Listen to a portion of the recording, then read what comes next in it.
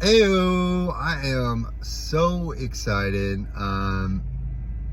As you can see, I got a bunch of stuff in the back of my car. I am going on my very first backpacking camping trip ever in my life. I've been camping, I have not been backpacking. Now, backpacking is a whole nother game. You're going into the wilderness and you're camping out there. And then you're going deeper into the wilderness and you're camping there. This is going to be a 4-day excursion. I'm so excited. While I'm driving here, I'm getting all kinds of like downloads and inspirations and thoughts. So I was like, you know what, I'm gonna hit record. I want to see what's on my mind and just kind of share it with you guys, because I feel like that's the best inspiration, is in the moment.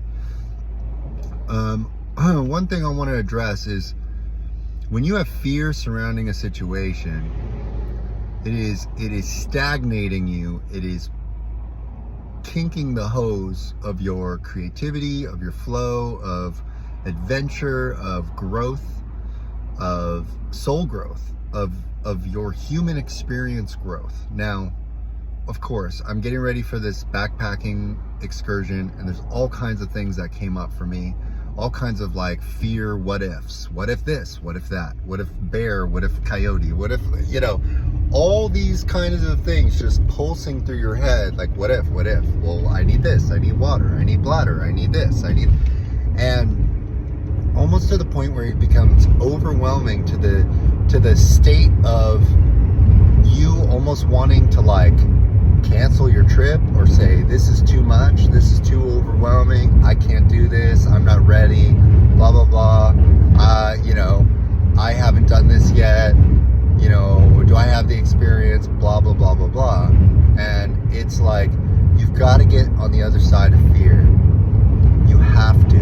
In our society, there's no initiation for men and women. In other tribes and cultures, when you're 18, when you're 17, when you're 16, there are literally initiations where they send the youth into the wild on their own to learn about themselves, to learn who they are inside, to unlock the hidden ancient DNA inside all of us. Like, we all have the ability to survive, but you need to build clear wisdom. You need to build the skill sets. You need to learn. You need to educate yourself. You need to read. You need to talk to people. You need to talk to peers. You need to talk to your elders.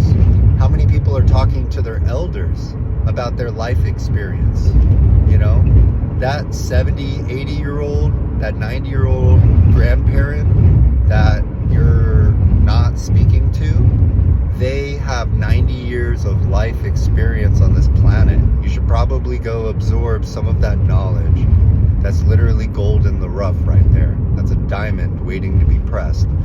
So I encourage all, it's very easy to get stuck in the mundane. It's very easy to get stuck behind a desk job and just be, under fluorescent lights all the time, and stuck with, your daily problems and,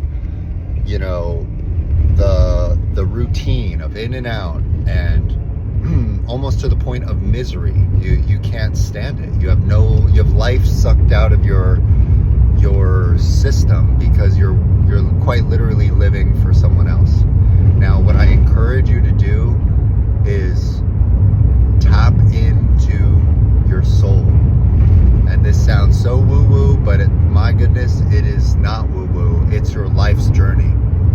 Start reading books. Start educating yourself. Stop doing things that are literally distracting you from your soul's purpose. I'm talking weed, marijuana. I'm talking alcohol. I'm talking hard drugs. I'm talking vaping. People think vaping's harmless. I'm telling you, it's not. I vaped for years, and I can tell you, clouds your brain, makes you feel foggy, you can't think clearly, you can't get good intuitions, you don't have clarity. I'm telling you, vaping is garbage. So if you really want to get clear on your life's purpose, I believe that you need to face your demons in a sober mindset. You need to find out who you are, really.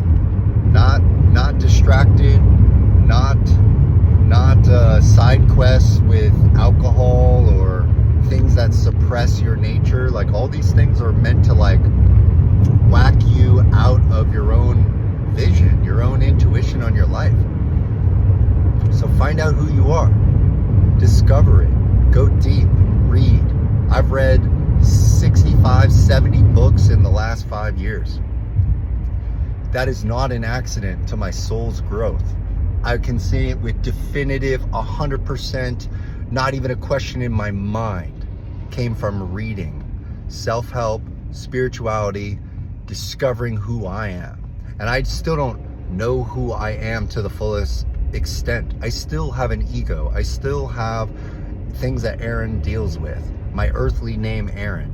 Like, I am going through my journey just like everybody else. But I can tell you what, that I have been able to become so critically aware of who I am and my downfalls, my own demons, my own things that pull me out of higher consciousness and highest self and highest purpose.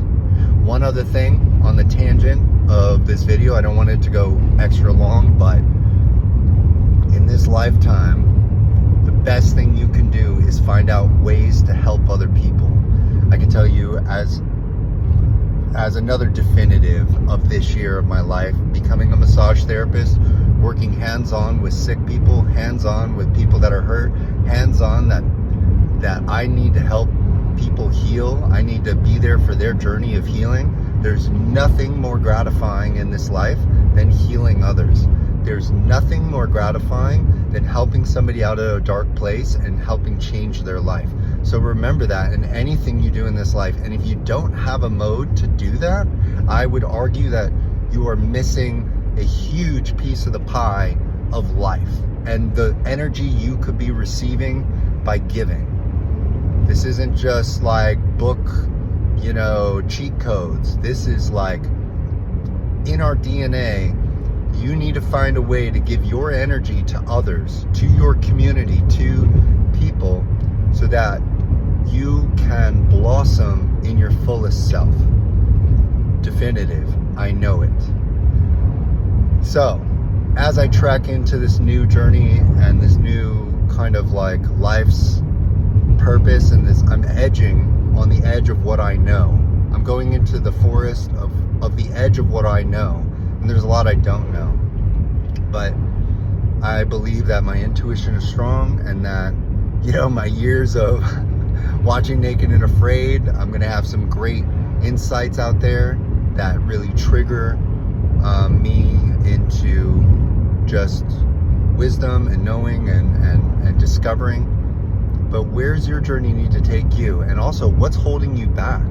What do you need to cut out of your life to elevate, to clear your mind, to clear your mental space, to clear your soul connection to this life experience? Because I can tell you, if you're trapped behind alcohol, you're trapped behind marijuana and like clouded consciousness, those are tools. I'm not saying marijuana can't help you unlock certain levels of like creativity and feeling free, but I do know it can become a crutch, and it can become an addiction just like anything else. So I'm just speaking clearly, speaking straight to the soul level, and you know that. And I've met people that have some serious addictions to weed. So take it for what it is, and if it triggers you, if you feel it in your chest, like, what's this guy know?